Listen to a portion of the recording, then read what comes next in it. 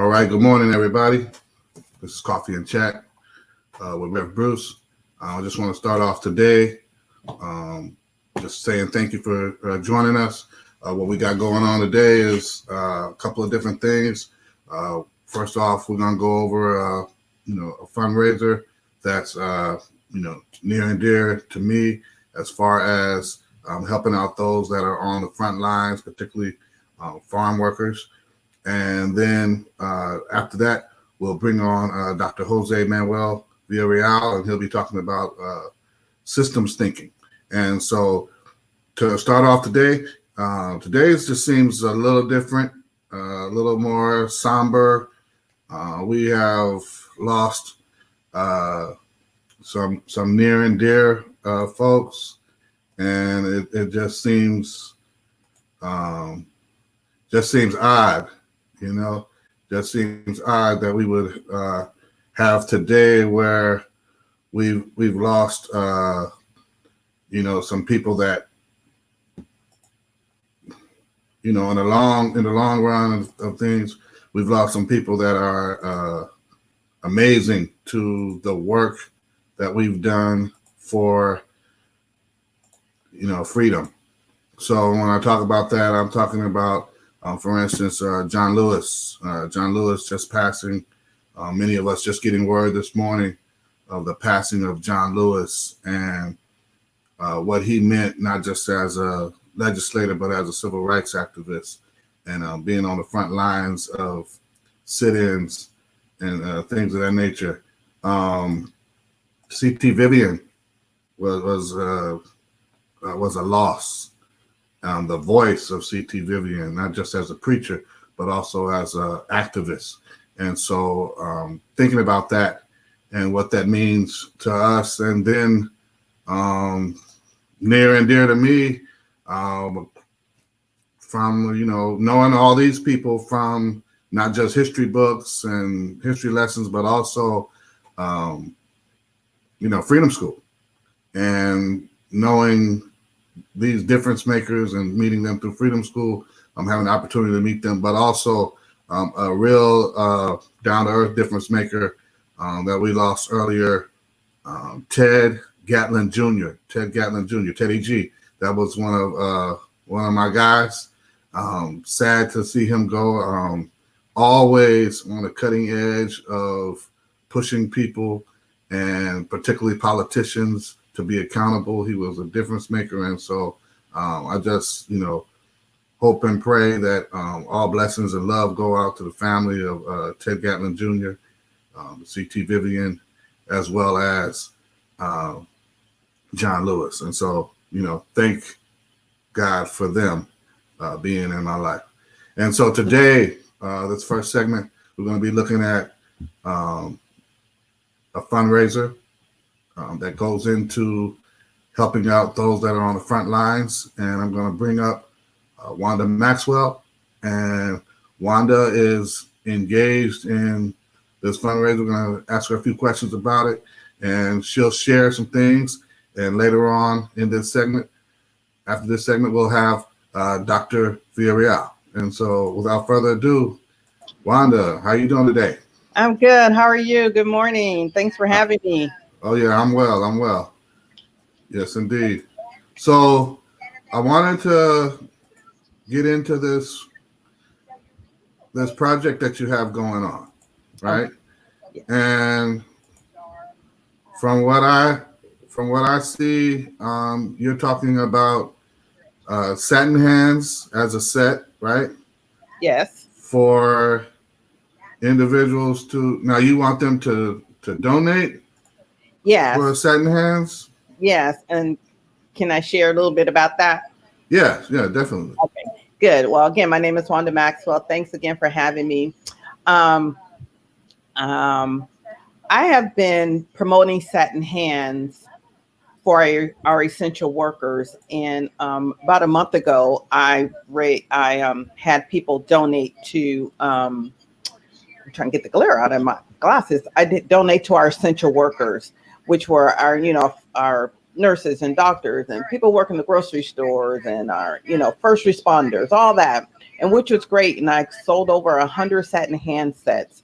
And a satin hands is something just to keep your hands nice and clean and moist and protected. Since we're washing our hands so much from this coronavirus, people's hands have really been affected by it, especially people on the front lines.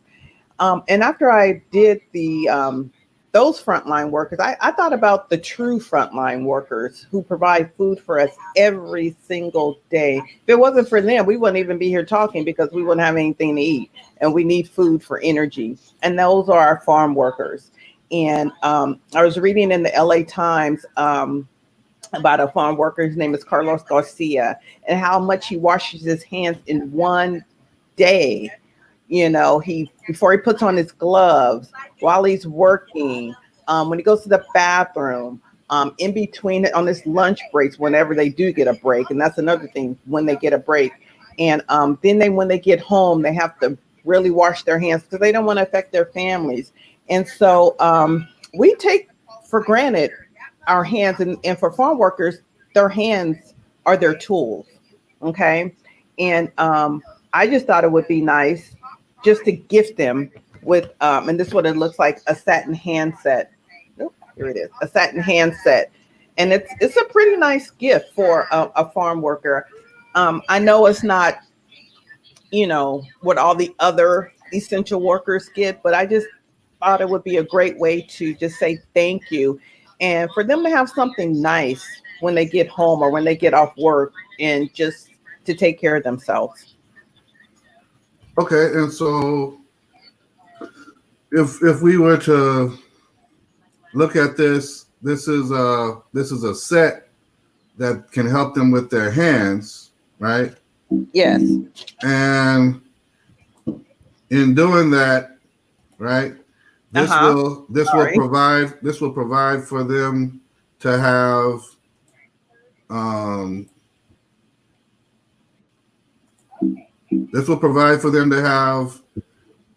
a set to cover their hands and a treatment for their hands when we go through this. Yeah. Yes, exactly. And so just like the flyer here says, they are our essential workers too, and their hands are their tools.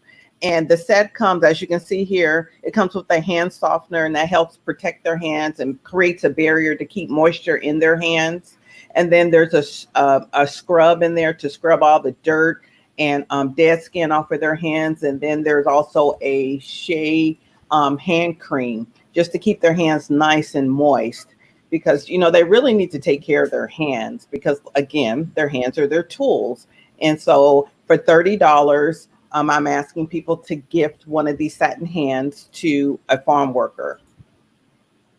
Okay. And so on that, you have this project, and how can people get involved? How can they get the $30 to you? How can that happen?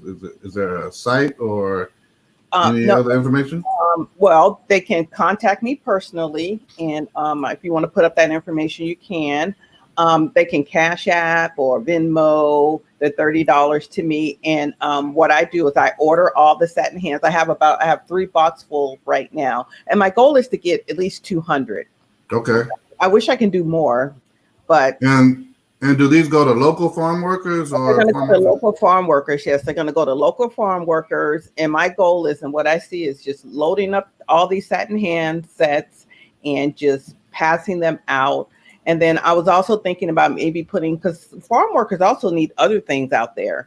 I understand that they need, for the women, they need diapers for their kids if they have kids. And so I would just like to put together a nice little pack of not only the satin hands, but some of their other basic needs that they may have as well. And so, like I said, you can Cash App me. You can call me at 619-889-0364.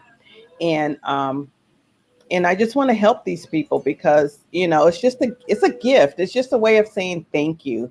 And like I said, other essential workers have gotten so much, and they are so deserving. They are so, so deserving. But, our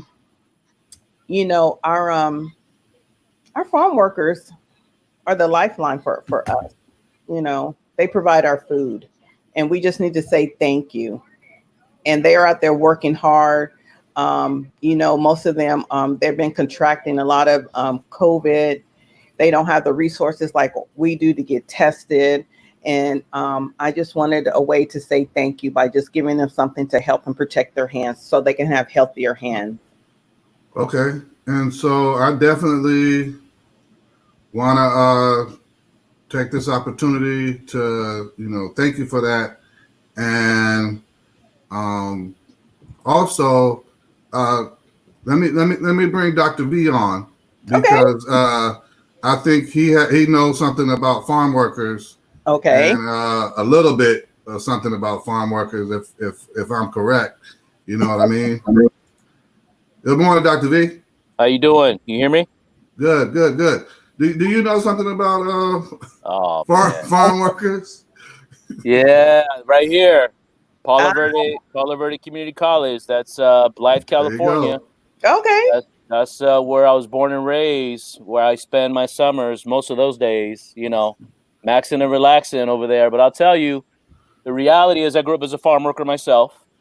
My father would be an irrigator, is what they would call him. He would irrigate the land, never an owner of anything.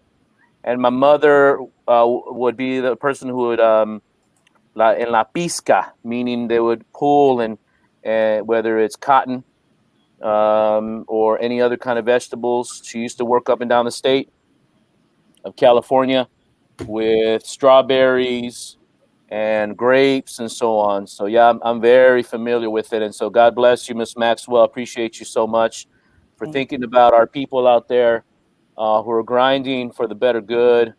And I just had myself this morning some fruit. Right. And I know where it comes from. And right. I was really thankful for that. So thank you for that. Oh, thank you. And my goal is to get, I want to get this done by, my goal is the end of the month, but I may have to go into the 15th of August. And if you guys can just share this information with anyone that you know that can help me with this, it's just $30. It's just a $30 gift. I'll do all the delivery, and nobody has to do anything but donate the $30 so I can get them. Like I said, I have about 40 of them right now, and I'm committed to 5 of them myself. And I just think we need to do something more for our farm workers. We don't hear about them enough during all this pandemic, and I think it's really sad. And I wish I could do more, but at least this is a little something just for them, just to say thank you. To say thank you. It's just God put this on my heart to reach out to them. And I know I couldn't do what they do. I don't want to do what they do, but thank God that they do. And so, so just pass it on to your friends, your family. You can even go in as a group. And, I've had people do that, and they've collected. And like I said, I only want 200, but if I get more, that's fine, because there's a lot of farm workers out there. But my goal right now is for 200 sets to go to them. And again, it looks like this, and it's really nice. And it has a little note in here saying, for all the hand washing that you do, this gift is for you. And it's a little, and so I'll make it it's really, really nice. And I just hand it out to them. So thank you for letting me share information. Yeah. Oh no, definitely. And like Dr. V, my dad and family they're from Blythe, as well. And we know about pitching melons and picking cotton. That wasn't just a slave time. It was still something that people did in a very migrant, transitional, almost nomadic. You had to move where the crops moved, where they were in season and all that. And so I thank you, because that does touch a lot of my personal heritage. And so definitely. And so we'll bring you back on to get an update on it. And thank you for coming out and sharing. And we definitely will follow this. All right. And thank you so much. God bless you. And I expect for you guys to donate as well. So. Absolutely. No pressure. No pressure. No pressure. God bless. all that you God do. bless Thank you so much. Thank you. All right. You have a good one now. All right. You Thank too. you. Yeah. Bye-bye. All right. So you are here, Dr. V, right? And Yeah. I'm so glad to have you here. Thank you for joining in on that segment too. And how to begin. How to begin. This is Dr. Jose Manuel Villarreal, as he already shared, a product of both Mexicali and Black California. And just give them a short synopsis of who you are beyond that. Well, I'm a father of two. Right now, I'm a high school principal here in San Diego, North County, and really proud to be part of that organization. But, miss the family that I was part of for 5 years over at Epiphany Prep, and really can't wait to see what they put together. But, I just had my doctorate degree 10 years ago here at Cal State San Marcos and UC San Diego. And my mother lives with me. She's right now getting her coffee ready. So I went outside because she's going to have a little sit down with somebody. So just happy to be here, man. First generation Mexican-American. I grew up old school. I did hear about those Chicanos. I did hear about those Latinos and those Hispanics. But I'm known to be a Mexican-American. So that's my identity as we're going through this. And I know we're transitioning to Latinx. Mad respect, much respect for that work. But I identify myself as a Mexican-American. Yeah. And that's big, these days, because there's an element, in, both, Black African-American culture, as well as, Mexican and Latino American culture, as far as, how we identify ourselves and what that means. And so, there's a large segment within each community that, sees it differently, and so, that's very big. So, like you mentioned, you're part of Epiphany, you're leading in Quintos, right? And you also have just taken on the principalship at Oceanside High School, and you got your doctorate 10 years ago, and so you've served in all these different capacities and educational settings. But describe for us in layman's terms your approach to this thing called systems thinking. You know where it came from? I mean, just listen to Miss Maxwell. I think, and I thought about this question a lot, I think it comes from my dad being an irrigator. So I would say to him, well, do you shut off the water from the canal and las compuertas, right, the doors that feed from the canal to the field? Do you shut it off when the water gets to the end? Because if I did, the road would get flooded. And he says, you see where those birds are? They're following the water. So about 5 to 10 feet before the end of that field, I shut the water off. And I was a kid. I was young. I didn't know any better. But that's systems thinking, is thinking 5 to 10 feet ahead rather than be reactionary. And that's what stayed with me, is this identity, this ability to be able to see something ahead. You could talk about athletics, same thing, right? See where the defense is coming, the offense is coming. You could see it from a writer's perspective. Someone who is writing and giving you some clues along the way, and you kind of know where the character's headed and where the storyline's going. But for me, systems thinking is really that. You have a body of water heading in a direction that you got to make stop at the right time. There's got to be a system to do that. Otherwise, you don't just kind of turn the water off. You don't just close the door on that canal bank. Something has to happen. Things have to occur so that the water doesn't over and breach the field into a public road or a private road or another field with a different crop that you're going to damage because it just was irrigated. Yeah, and some some old country boys would know, you have to be careful because then there's the seep. Yep. And you can get the water contaminated there.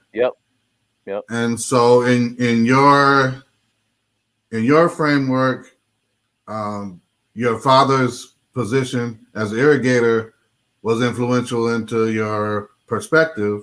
Yeah. For systems thinking. Absolutely.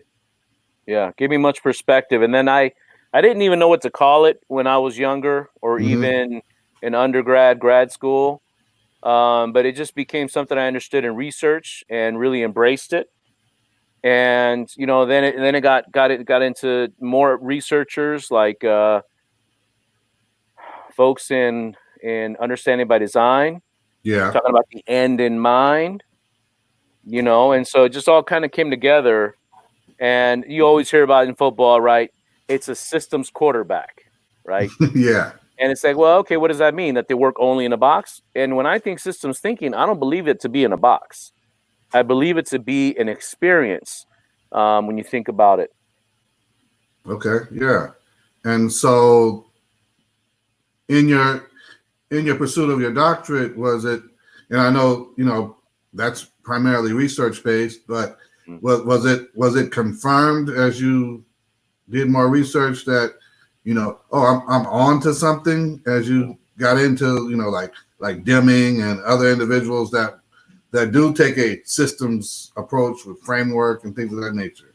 Oh, absolutely. Because then at the end of the day, my doctoral work was based on the middle school that I founded in Vista Unified. And because of that, it kind of happened along the lines, and it really shaped my brain and my mindset and my thinking when creating the research, opening the school, and then launching it into what it is now, for something that's sustainable.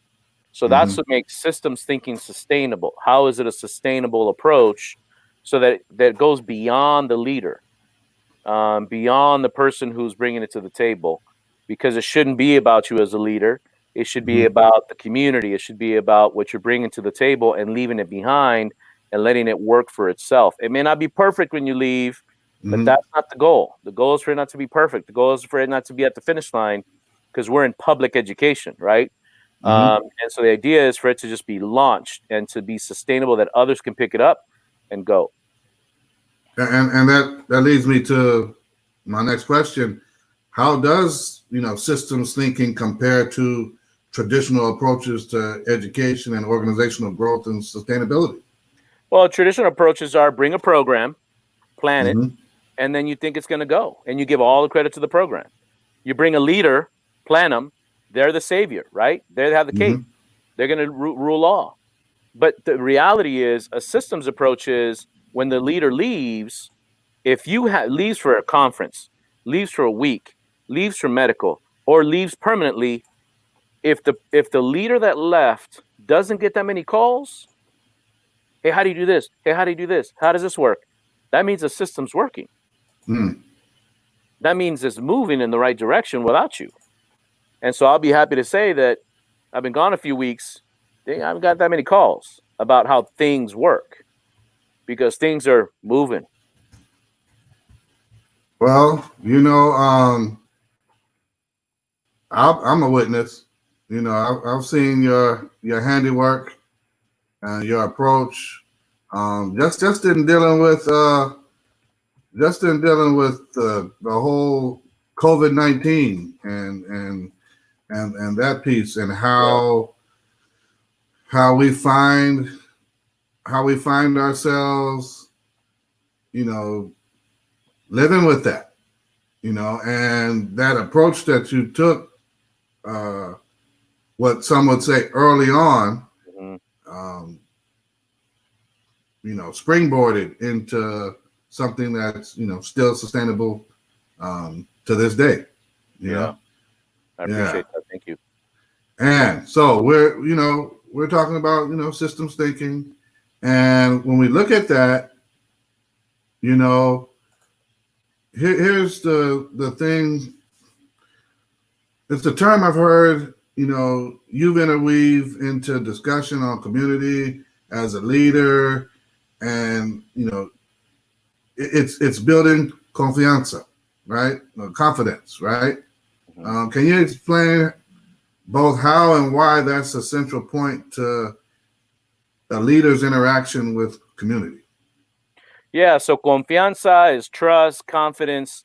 It's the ability to launch you beyond the personality, beyond the historical reference of that community. But it's got to be consistent and it's got to be transparent in order for communities to have confianza, trust, and confidence in what you have to do. And at the end of the day, your actions got to speak louder. They got to scream. But see, that goes hand in hand with systems thinking, right? Because if you have that confidence and trust amongst your team and you're building that confianza in the community, it's all going to come together moving forward. You can't start one and then do the other. It's got to be simultaneous as you do this work. That's why it goes slow to go fast, because you don't want to rush through this because it's not a system. It's a program. And whenever you see anyone where, the leader leaves and the program falls apart, because it wasn't sustainable yet. The leader leaves and the program falls apart. It wasn't sustainable yet. And so I think that's because also the lack of confianza that happens also in communities where all of a sudden you had, strong parental involvement, people were coming out, the leader leaves, and all of a sudden it stops. That's because it was based on the leader rather than on a system that you would develop in a community. And so for someone to wrap their brain around it, right? I know we often talk about systems in a very large scale institutional perspective, right? And we talk about it, the social justice system. We talk about overall the educational and other systems, right? But you're talking about tailoring this down to a campus or a community as well, like whether it be a middle school, as in like you mentioned, like with the launch of a middle school, or it be in coming into an organization and taking the lead as a board president. Right. And so in building that confidence, how is it received within the community initially? Well, you got to smile a lot.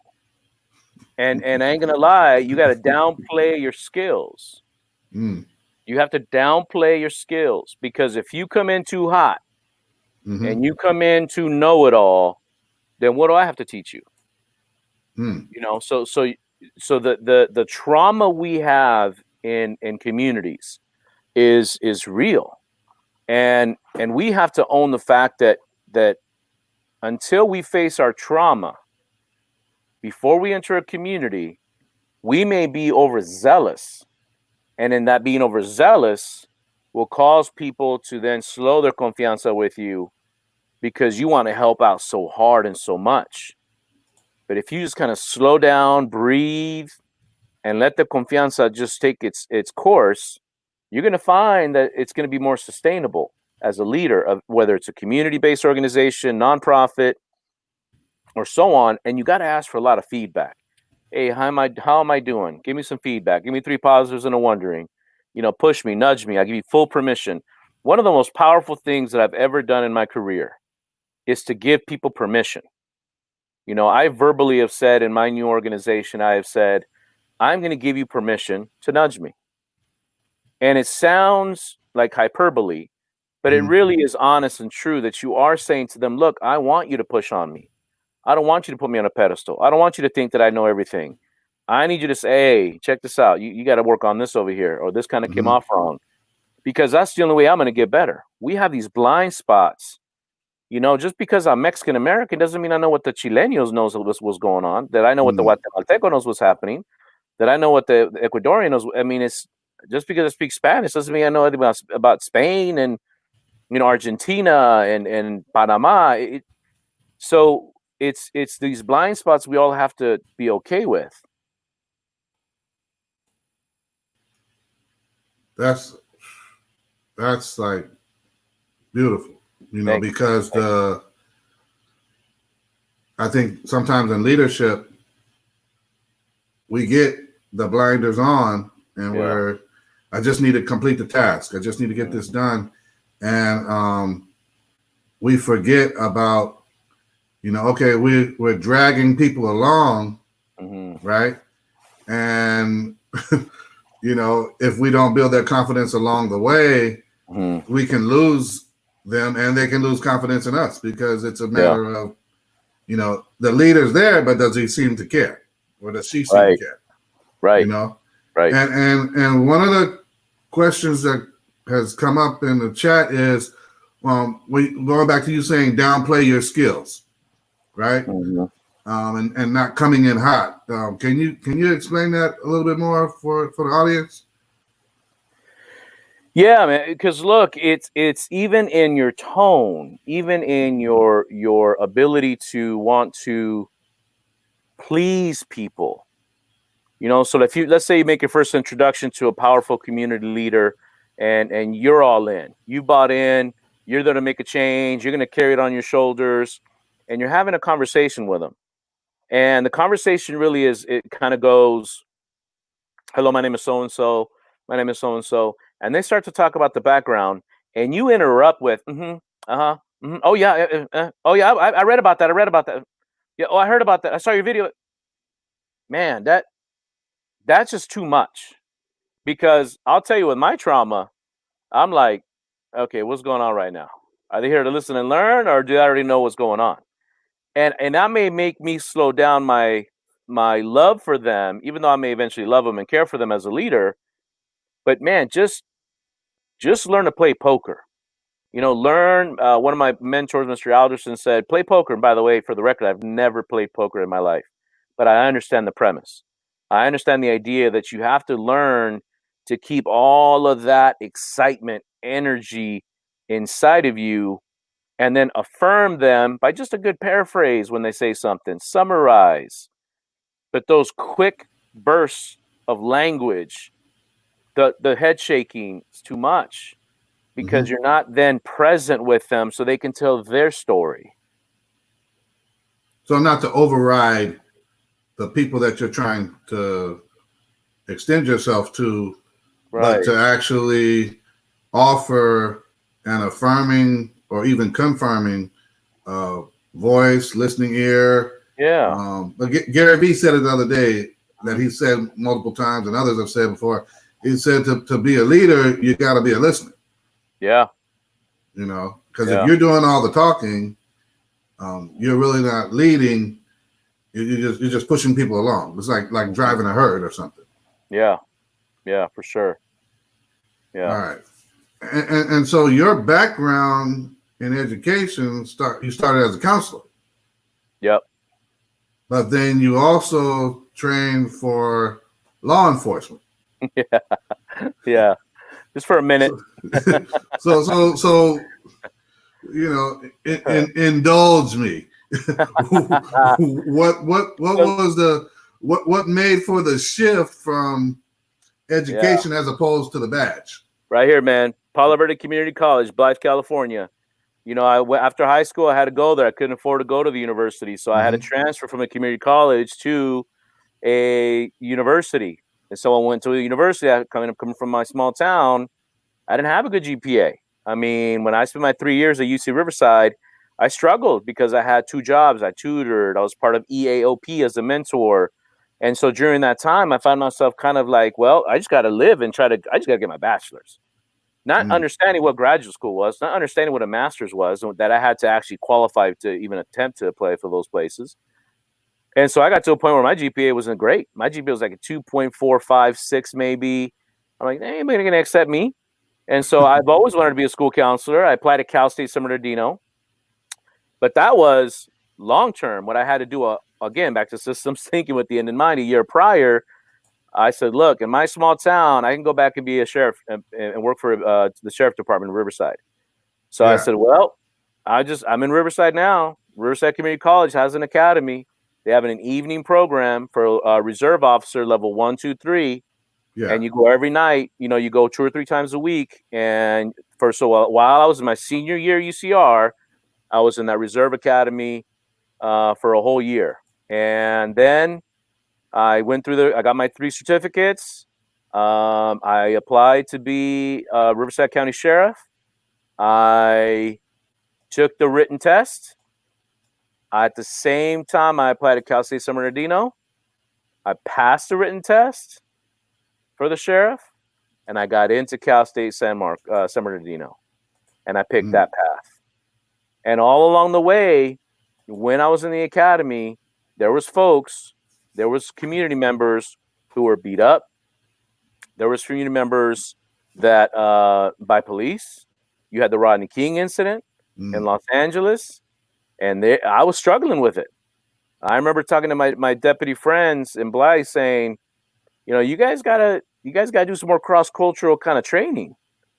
And they said, look, we ain't got time for that. It's life or death out there for us.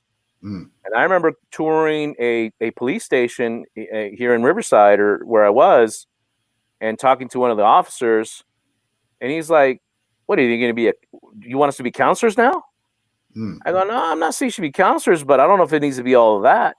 And so I found myself having a struggle and thinking, well, I'll just be an officer and try to change the system, I guess, or try to figure it out if I can't get anywhere else in the universities. And once I got into university, man, I just picked that path. I thought that fit me better at the time. All right, respect. Yeah. And to go along with that, with a lot of the public push now with changing how communities are policed. Yep.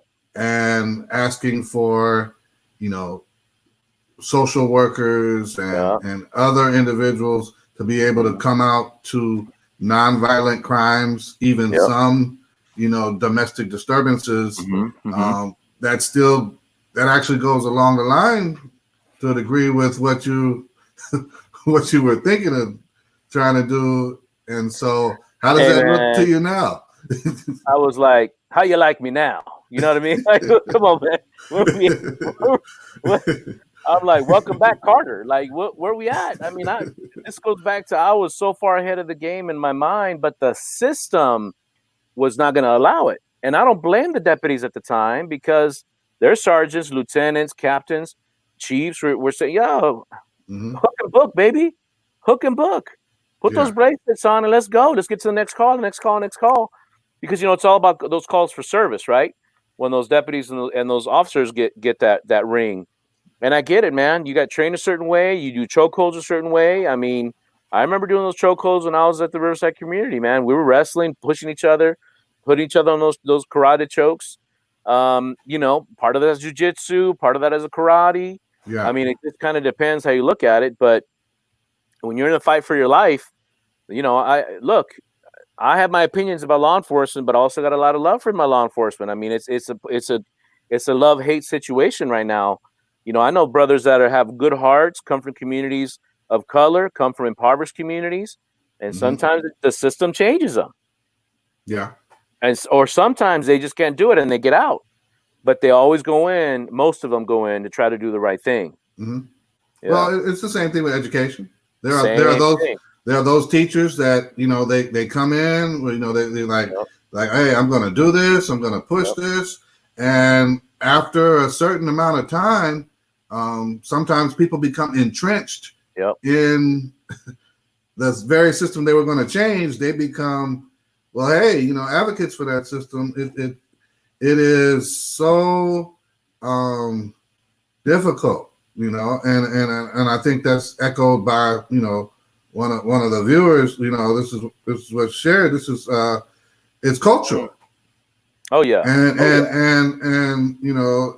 thank you, Linda, for sharing that. The culture, whether it be law enforcement, whether it be education, whatever, the culture of a lot of institutions, it doesn't allow for that one voice to simply be the change. Man, we have structural racist systems that exist in education, law enforcement, social services. We have some major gaps that we have to fill right now.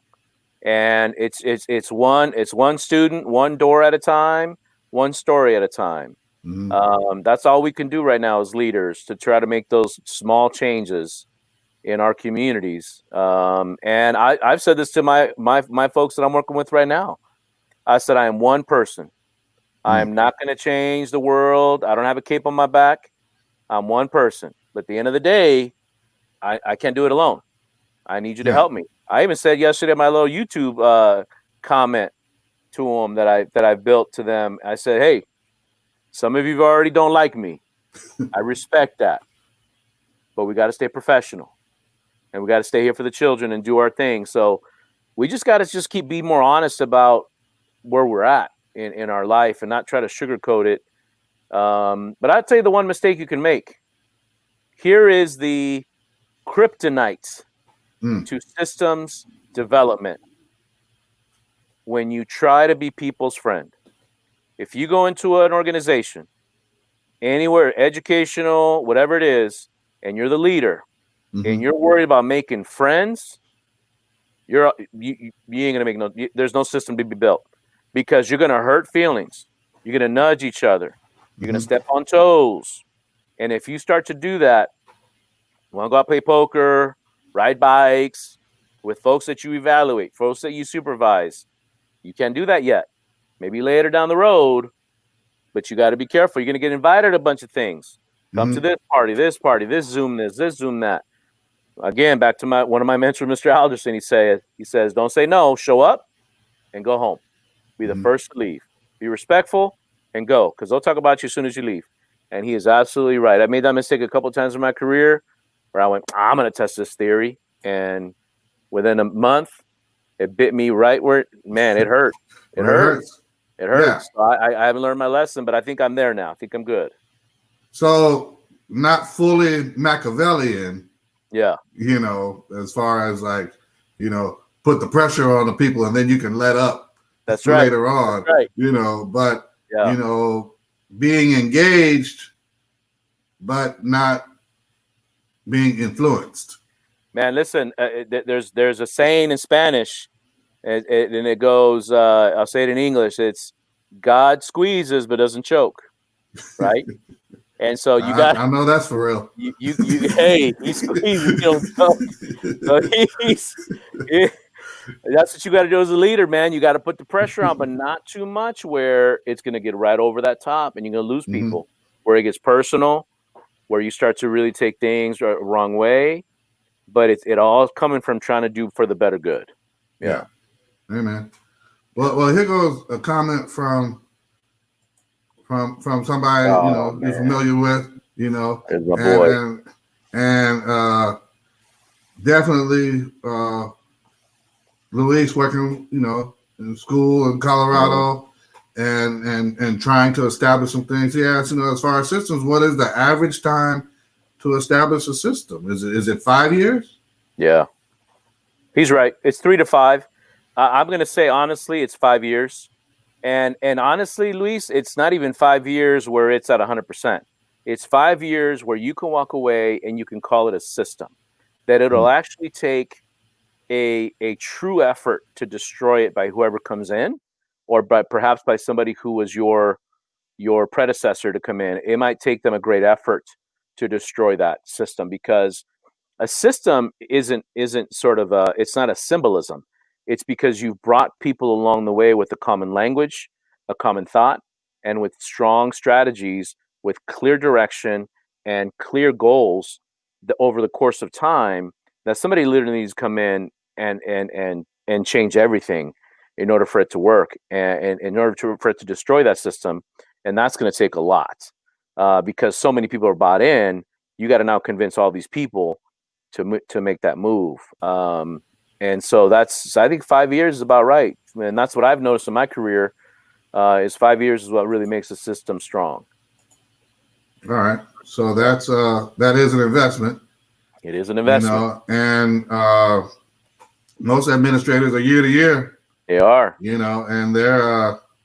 So it's that 5 year outlook, but being hyper sensitive to the idea of, I want to get this goal that's far range, 5 years away, but I need to do the work and lay the bricks down. Yep. Today, I'll I was under Pastor Winters at Baby Baptist Church, high visionary, high visionary leader. And I remember he and I talking one time, a very intimate conversation, and he said, I don't need you to have a vision like I have. I need you to be a bricklayer. I said, what? He's like, I need you to be able to lay the bricks down so that others can take the path to get to the vision. That's right. I was like, wow, okay. And so being comfortable in knowing that there are multiple roles within getting this thing done, that may take, 3 to 5 years, but on average, 5 years, Yeah. And so when we look at that, right? When we look at that and we look at what's going on with systems and everything, here's my question to you, right? From your perspective and through your lens, right? Which has shaped your journey more so? Would you say it's your experiences or your education? Oh, it's got to be my experiences. Because remember, your experiences is what you bring into your education, right? That's what's powerful.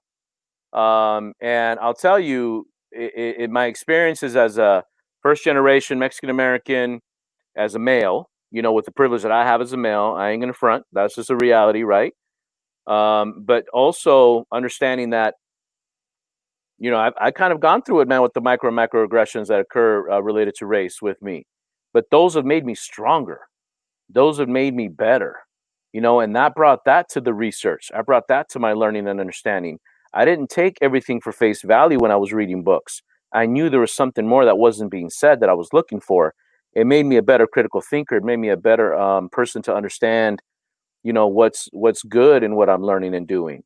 And I'll tell you that's really what it comes down to for me is your experiences is what makes you better. And whenever I see somebody who maybe doesn't have a lot of life experience, man, I'll never forget my father. He would say, rest in peace. He would say, te falta mucho mundo, means you need a lot of world still to experience. And he was right. I mean, he was right. When I see these young bucks trying to jump up to be superintendents, I'm like, well, hey, if you're catching that wave and you want to go jump into that, go right ahead, my friend. But I'll tell you, if I was trying to be a superintendent 10 years ago, I would have been a terrible one. Absolutely terrible one. I need a lot more work. I need a lot more experience. I need a lot more engagement to get there. And yeah, man, my experience is what has shaped who I am today. Mm-hmm. And that's what I brought to the table in my dissertation and kind of where I'm at today. Yeah, it's man, I'm glad you said that because for a lot of people out there, they're struggling with, am I on the right path? Mm-hmm. Am I doing what I need to do? Am I doing the right things to get to where I want to go? And I would say I had this conversation with my children years ago about scars. They were asking me about a particular scar I had, and did I want to get plastic surgery to cover up that scar? And I said, you know what? I feel bad because of what happened that I got this scar. Right. I said, but I wouldn't get rid of this scar because this scar reminds me in part of what I've been through and what I can take. Yeah. And so some of that experience are the building blocks to our maturity. Mm-hmm. If I had gotten my degree when I was supposed to out of Morehouse, you wouldn't have told me nothing. I'd be my head be so high in the sky. Oh yeah. But life experience has like you said, I've gotten that squeeze, but it didn't choke me out. That's right. That's right. And so if you could help out any administrator, and here goes an administrator that you might want to help out too, Jill Chang. She wore me out, man. She wore me out, man. I don't know. Talking about systems building, right? Yeah. And the patience it takes to build a system for 5 years, and to turn around and say, well, all right, you know, it may not be completely where I wanted it to be, right? You know, but here's where I've got to leave it, and am I leaving it in good hands? Or there's a lot of stuff that happens, but if you could help out some up and coming administrator, you know, they're just completing their admin credential program and their EDD, and they're looking at it and they're saying, hey, look, I want to take this on and take on the world. What would you give them as some sage advice on how to step forward with that? You know, the first one is calmarón, calmarón. My dad would say, calm down, right? Remember, be the calmest one in the room on the outside. Inside, you can be raging, chaos, crazy, want things done right now. But on the outside, just stay calm and not, I wouldn't say patient. I just say stay calm, because patient for some folks is different than others. So stay calm is one. You know, Kendrick Lamar reminds us, man, to stay humble. You got to stay humble. That's huge right now. I always tell people, don't put me on a pedestal, because when I fall, it's not going to look good, because I am a human being. You know, I'm like everybody else. I put my britches on like everyone else. I am no different than you are. I just happen to be in this position that was given to me, and I have a role to play. So you got to stay humble. And when you see these folks who are out there just letting that position get to their head, it's fascinating to watch, because you can see them, how much that position gets to them. 3, you got to own that power and influence. I mean, you got to own the fact that if you're a leader who gets to hire and fire, you got to own that. You know, don't say, oh, golly gee, oh, what was me? Own that power and influence. Own the fact that you can do that. I own my power and influence as a father. You know, so I'm finally, I'm just a guy, you know. No. You're a father. You have a role to play. You have these roles in life to play. So you got to definitely embrace that power and influence. And I got to tell you, the last one and the fourth one always comes down to this: the art of reflection. If you are not a reflective leader, if you are not telling yourself worse things that somebody can't say something worse, because you're already saying it worse to you, because you're holding yourself accountable. If you're not doing that, being reflective, and you want to blame it on somebody else, hey, just like a great poet once said, you got to check yourself or you wreck yourself, because it will be bad for your health. I'll tell you that much, because it'll catch up to you, whether it'll catch up to you to your internal health, your psychological health, or just your career health, because somebody will find you out. And I am not a perfect man, by no means necessary. I have just let my actions speak louder, and that's where you got to live in your life. You know? Yeah, I would definitely say on number 3, I was having a conversation with somebody else today, earlier this week, and I said, man, you got me sounding like somebody I don't even want to sound like right now. You got me sounding like, Dr. V, because that ownership of power and influence, balanced with when it's not time to downplay yourself. Yeah. You know, as you mentioned before, that is critical to be able to maneuver and culturally we'll say code switch. Yes. You know, and say, okay, it's now time to flip. Yep. And I need to be more aggressive as the leader. I need to be more intentional.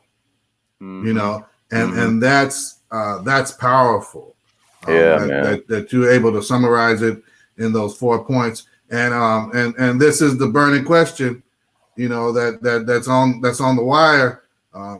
Meg has put it out there. You know, when's the book gonna hit the streets? You know, what is it? What is it? You know, and so definitely, you know, let us know so we can promote it. And it's real. So, you know, man, it is all good. You know, I'm humbly, you know, grateful that you took some time out. I know you had, you know, your own thing with Dad to Dad and everything today. You know, thank you for taking your time out. Thank you for being supportive of the work that Wanda's doing with Satin Hands. And let me tell you this. She hadn't shared that with me until we did the Si Se Puede interview that we did before. And she actually, in the midst of the conversation we were having on YouTube, she jumped in the conversation and threw that in the chat and was like, hey, you know, this goes right along the lines with what I'm trying to do. And so I was glad to be able to mesh and merge both of you together and see that, because that was that gave her some impetus to share what she was trying to do, you know, on another level, particularly with farm workers and stuff. So you know, I appreciate it, and I don't think you'll understand the ripples of effect that your voice has had on people, from Alas to Encuentros to, you know, Step Beyond, to Epiphany, and what you're doing at Oceanside. Just getting started, but I appreciate it. And so, oh man, thank you, brother. I appreciate you. And I'll say this, and we're going to get off here. You know, we lost two great leaders, and John Lewis and C.T. Vivian, man, and I a lot of respect for their work with Martin Luther King, setting the stage. We're all standing on shoulders of others that have sacrificed for us. yes. And I you know, other than saying Si Se Puede, I would say cause trouble, cause good trouble. As a quote from Mr. John Lewis, who was arrested twice after being in the Senate. And I will tell you that he inspired me. There's a great, I want to say, documentary that I saw on one of these paid services. I want to say Hulu or Netflix. That was really good about him. And I'm not even done watching it because I need to stop and pause and rewatch some parts. But I encourage that strongly. So thank you, everyone. Thank you, Mr. Bruce. Thank you all, everybody reaching out today, man. A lot of love. You got a lot of love, man. Hey, look at this, Mr. Martinez. I saw somebody. Hey, I appreciate you all. Thank you, and a lot of love. Yeah, this is great stuff, man. I'm so proud. So of you know, man, I don't want to belabor it, because you know we could talk all day. You know what I mean? Yeah. But you know, man, this has been great. Listen, y'all, we're gonna sign off and get on with the day. Next week we'll have another guest, Kim Taylor, supposed to come out and share part of her work with youth, long-term friend of mine, and definitely educator and advocate for youth development and getting youth into college. And so tune in next week. We'll definitely promote it. And Dr. V, you know, once again, man, this is all love, brother, all love. You know, man, I thank you for, you know, just the model. Just the model and the man you are. So, you know, God bless. You guys take it easy. It's been Coffee and Chat with Rev Bruce. Peace.